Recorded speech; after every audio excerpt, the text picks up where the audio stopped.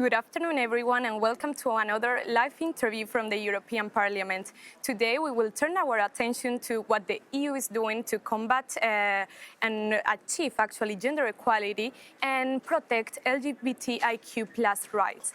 To discuss this, I am joined by Mr. Dimitrios Papadimoulis, the Vice President of the Parliament for Gender Equality and Diversity.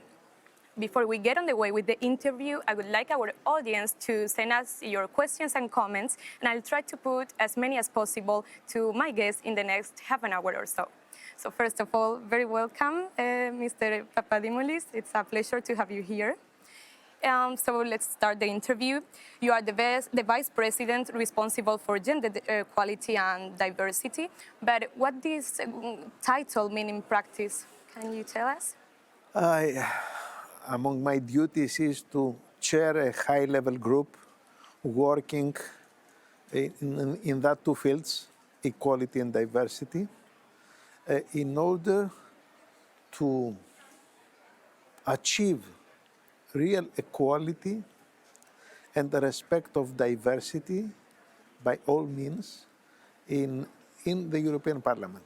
Okay. Our decision is to become the leading European institution on that field, not only by words, but also by practical measures. I have that portfolio from July 2014. It's almost for 80 years. Wow. And we made a lot of steps, not only as an elected institution, but also as an employer,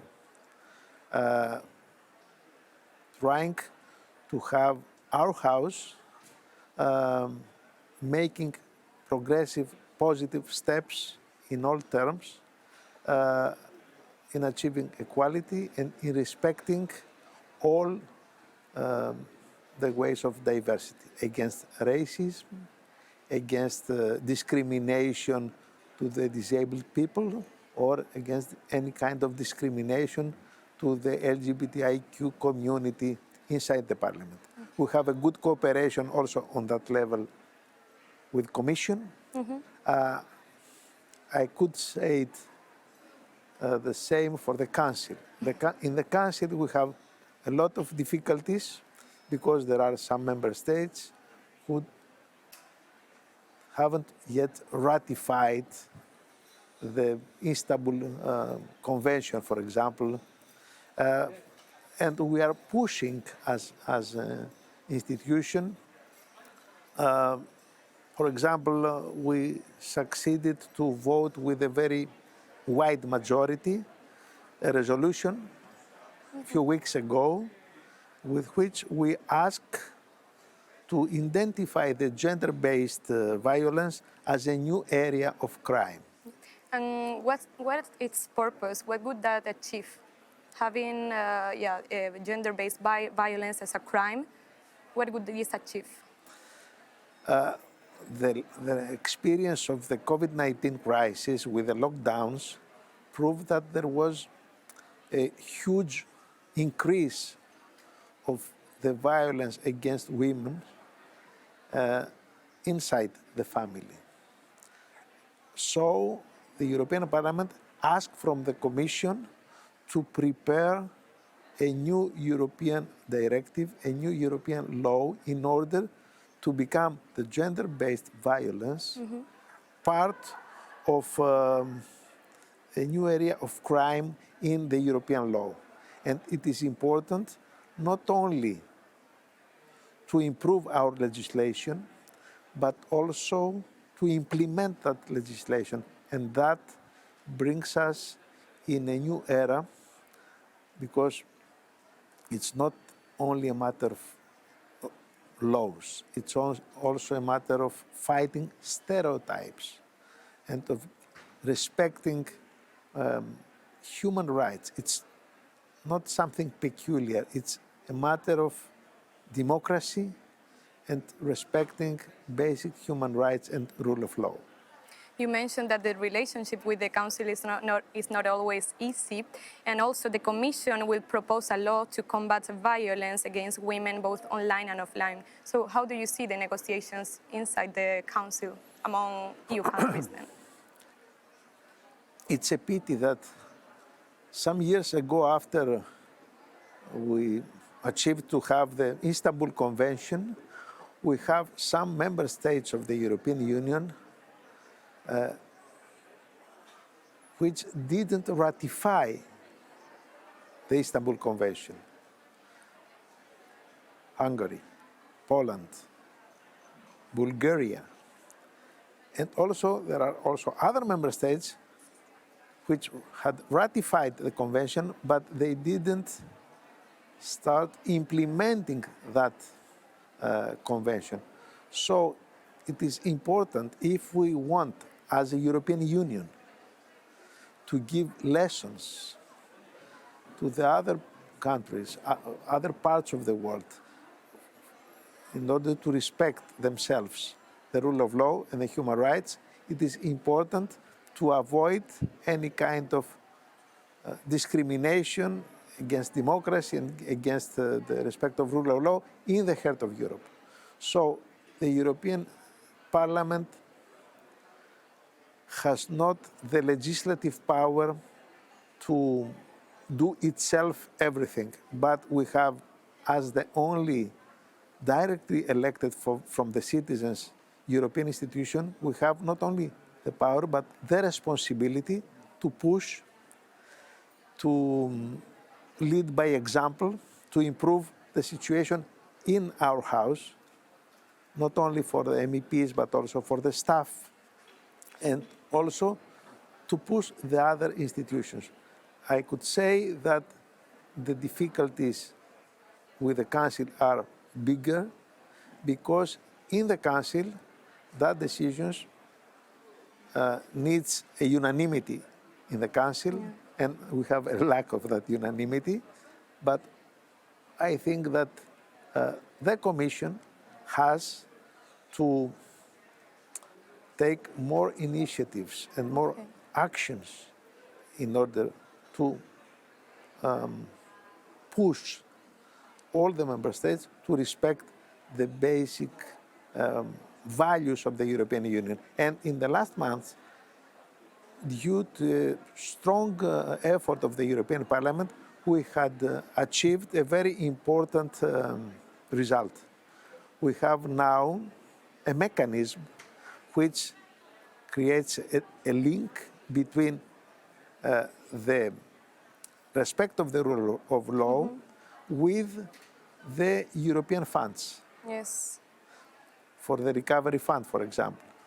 That conditionality gives the power to the Commission, according also not only to the mechanism but also to the right to the Article 7 of the treaty, to put a pressure to governments like the Hungarian or the Polish government to respect their signature. Yes.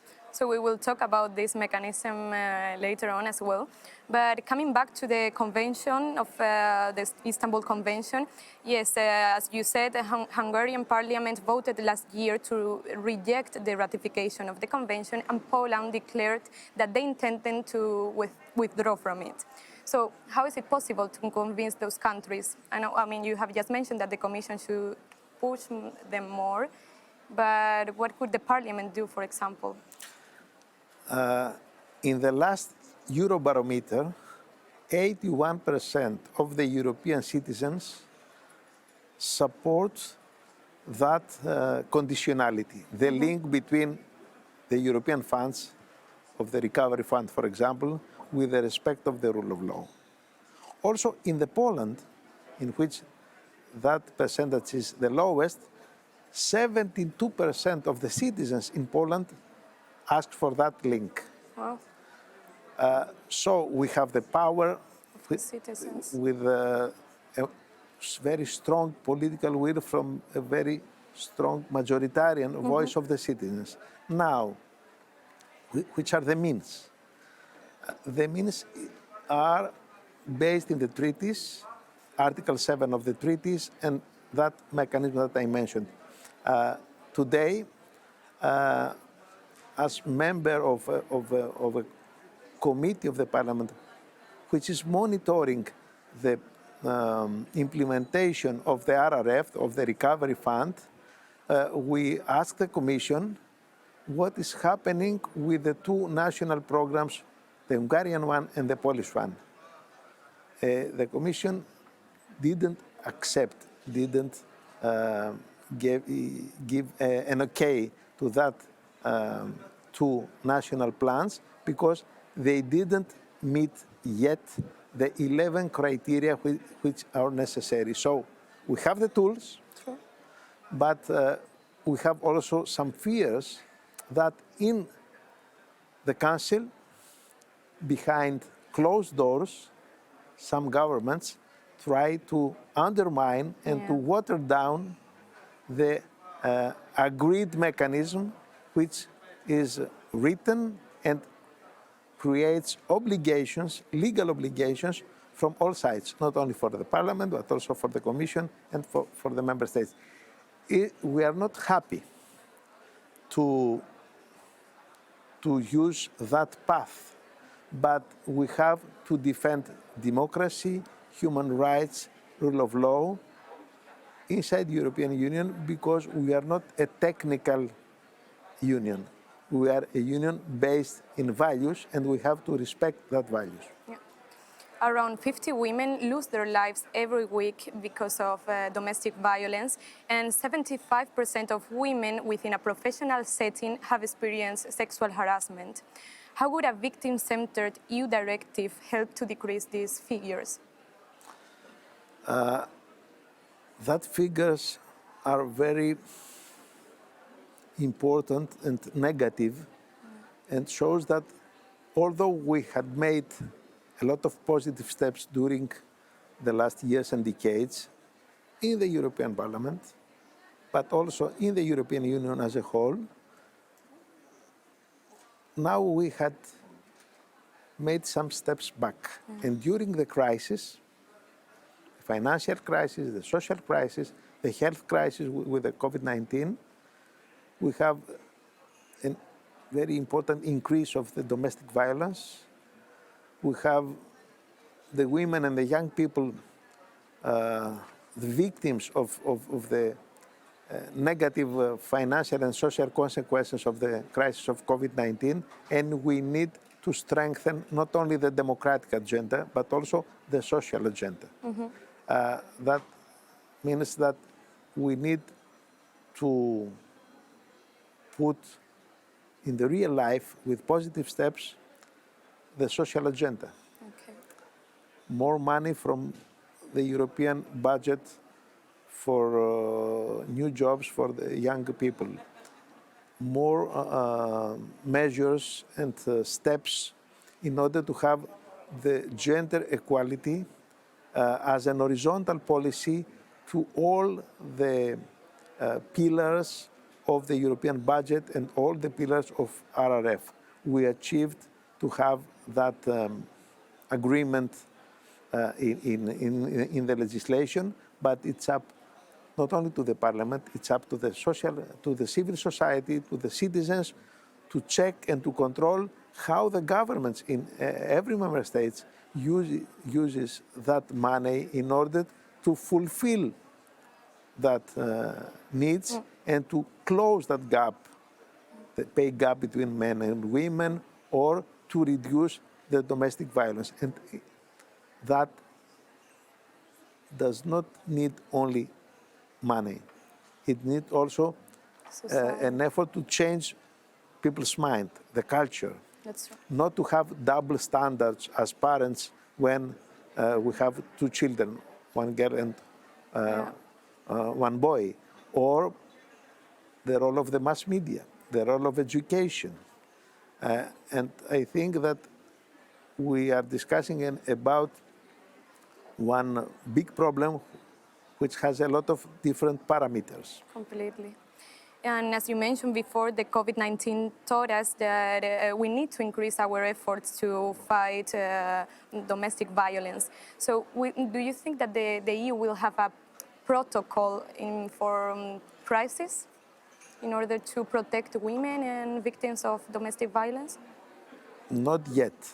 I think that we have a lot of good moves, but we need something more concrete Yes. and mandatory. Mandatory.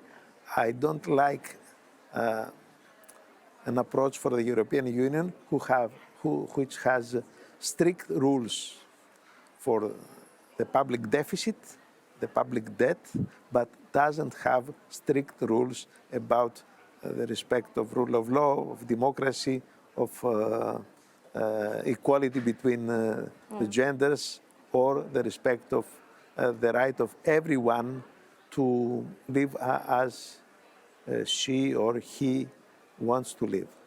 On average, women earn 14% less than men in the EU. What is the EU proposing to reduce this gap? On that issue, unfortunately, the EU doesn't have a strong power, it doesn't have a strong mandate. That file belongs to the member states and to the governments.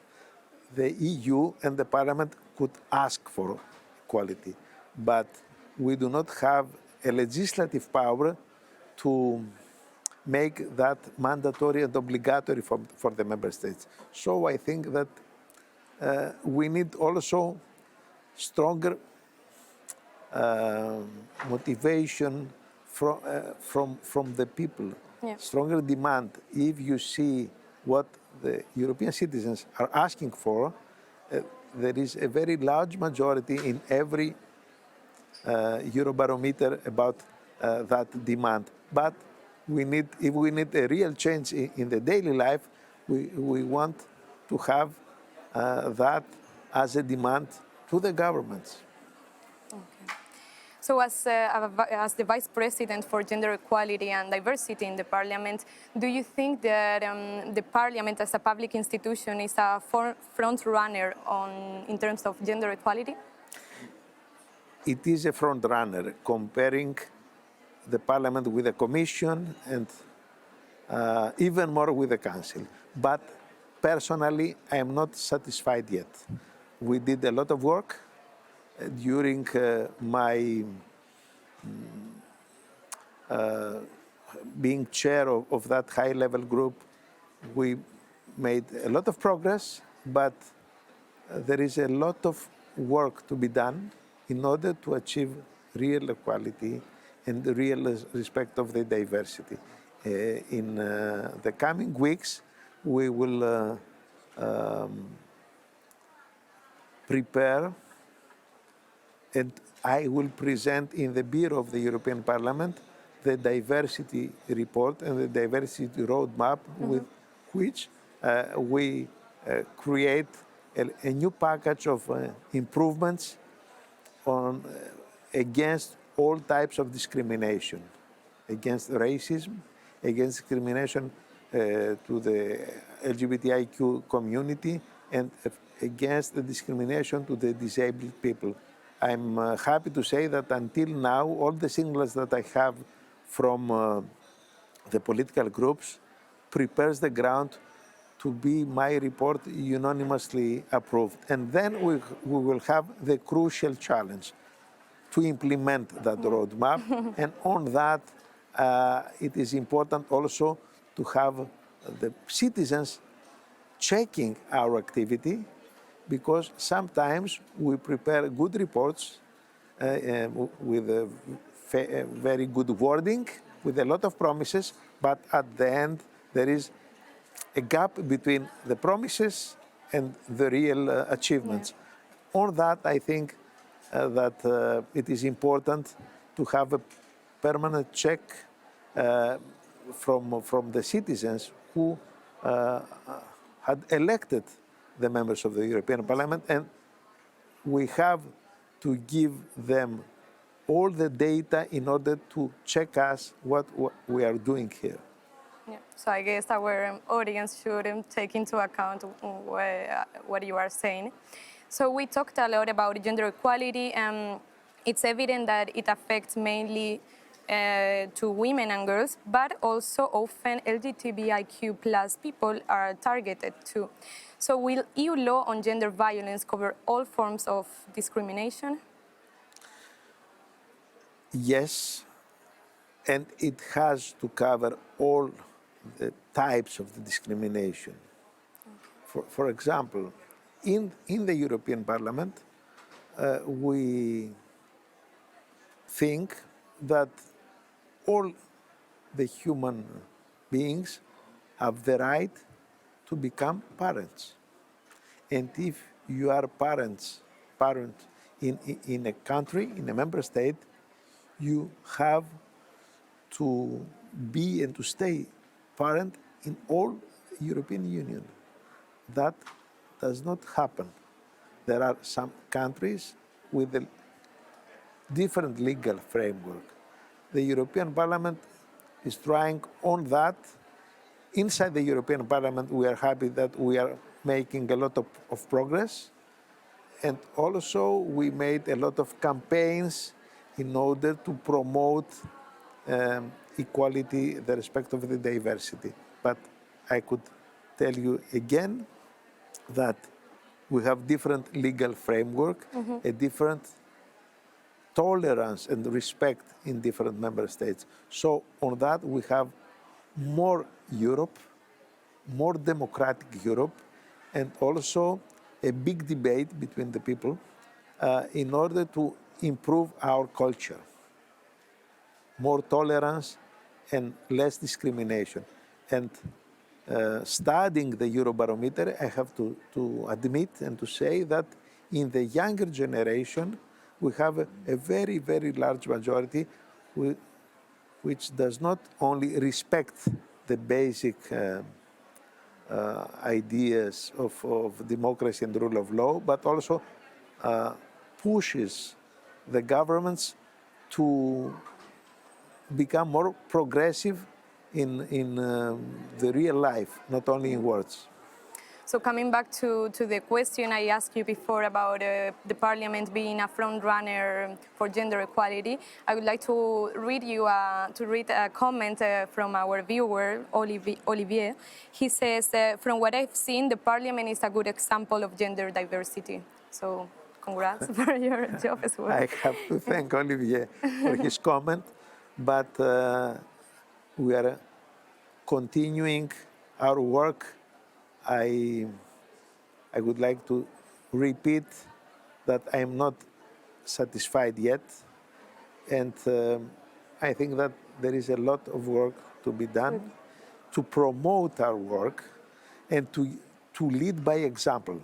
In the beginning of the mandate of the existing parliament in 2019, in the Bureau of the European Parliament, I proposed my plan with a goal to become the leading institution and to lead by example, to give good practices to national parliaments, to governments, to the Commission, even to the Council, because here, as you see, we are a few thousand of people, MEPs, their teams, the staff of the parliament, the visitors, the external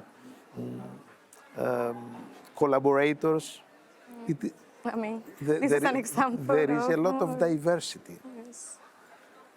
National, cultural, lingual, sexual orientation, color of our skin, education. It is important to understand that diversity as an advantage. This is Europe. The whole project of unify Europe is based on that idea. And we have to improve that idea in the real life day by day. So although we made a lot of steps, I think that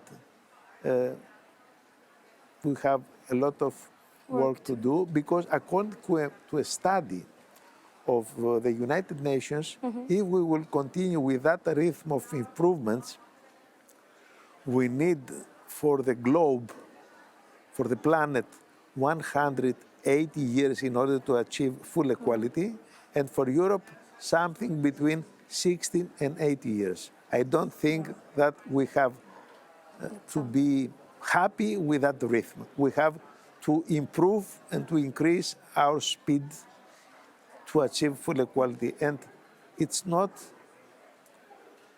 a fight only for women. It's not only a fight about groups who are feeling the discrimination in their heart or in their skin. It's a win-win approach.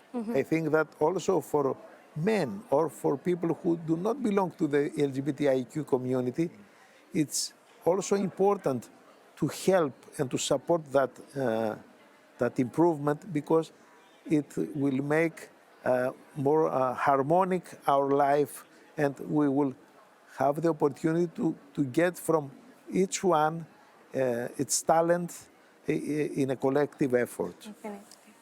Last week, Parliament advocated that rainbow families and same-sex couples should have the same freedom across the EU.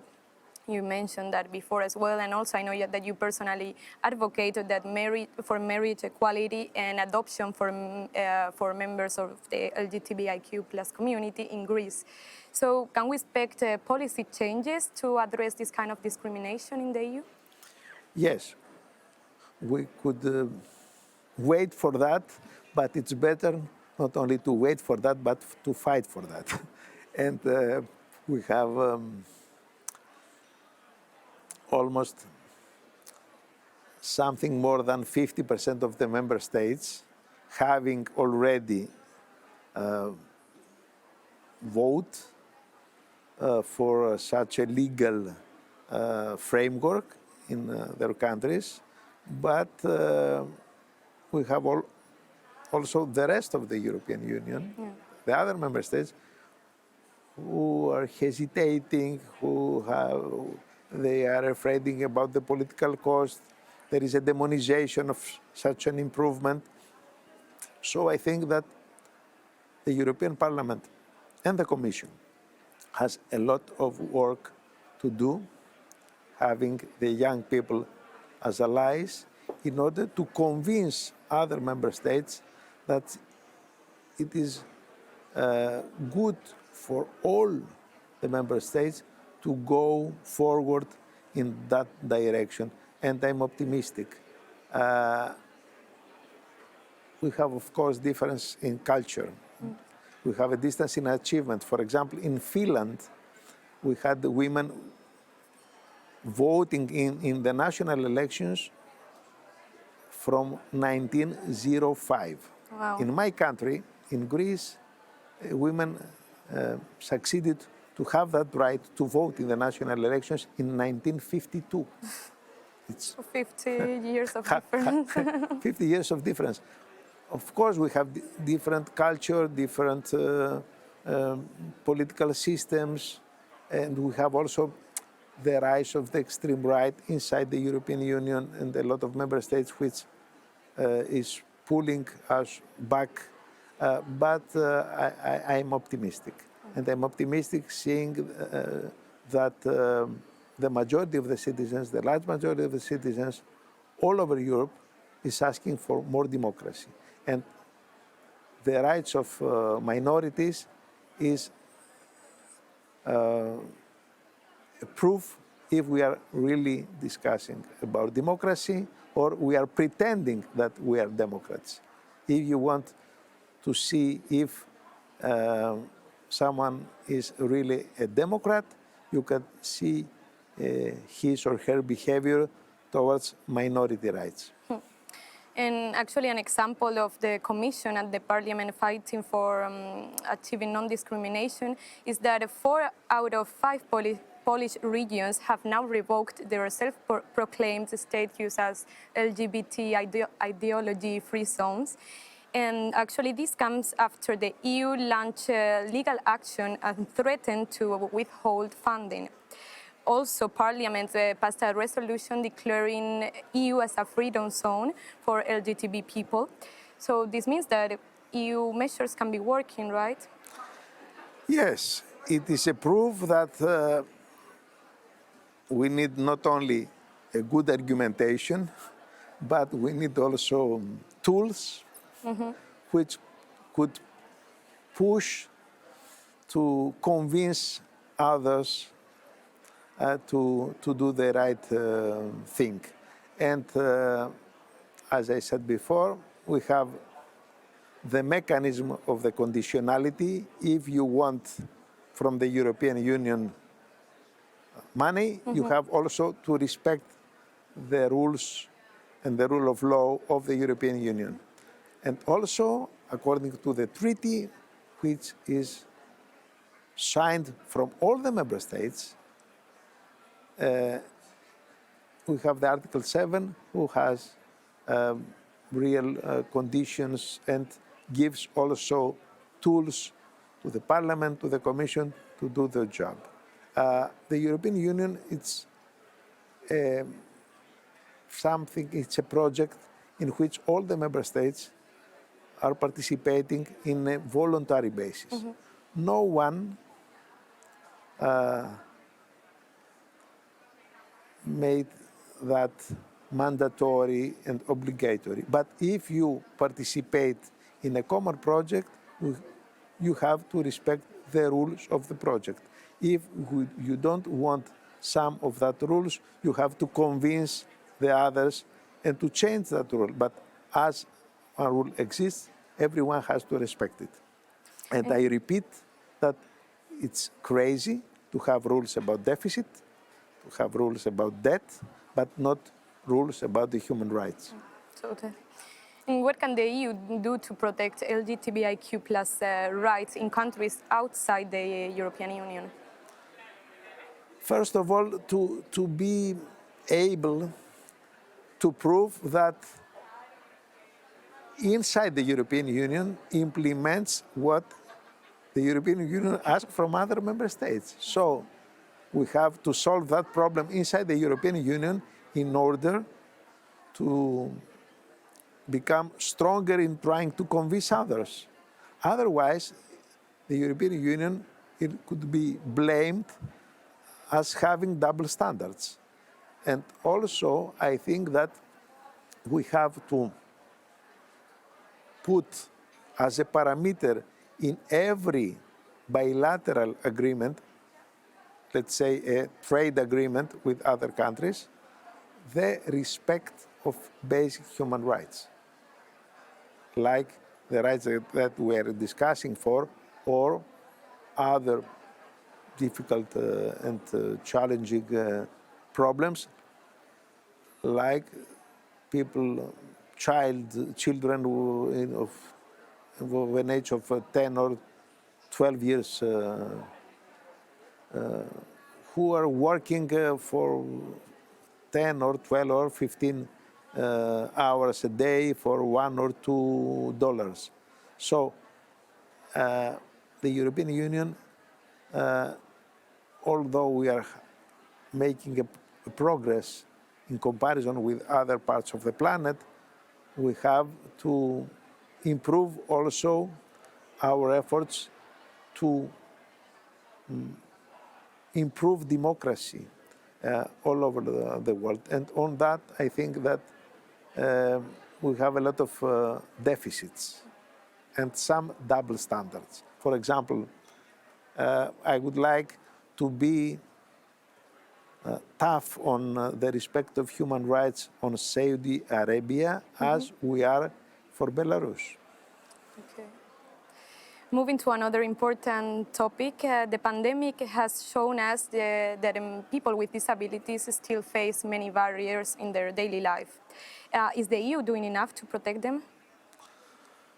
No, we are making some steps, but I don't think that they are enough. For example, in the Parliament, we have made a lot of progress during the last year, I can assure you about that. We have a very good cooperation with the people with disabilities, with their with their bodies, with their representatives. But if we need to respect all their rights, we need also to improve our buildings, to give them more facilities, and that needs also a stronger budget. For example, in the European school, we have children with disabilities, students with disabilities, families having children with disabilities, and the budgetary line for them is too weak.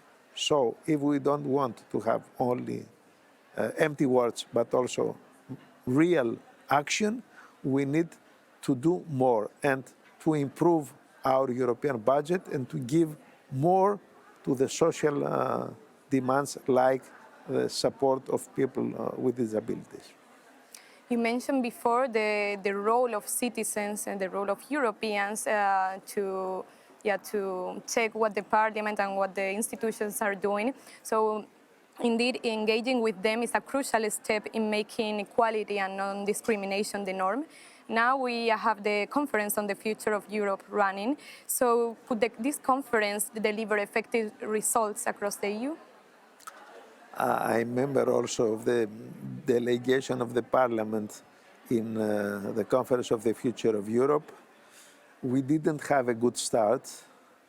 And I see that from the Commission and mainly again from the Council, there is no real political will to use that conference as a tool, as an opportunity for a real change, for a open debate with the civil society, with the citizens, with the trade unions or the regions, the municipalities. I think that for some of the bureaucrats in the Council and in the Commission, there is a kind of routine. I have a lot of hope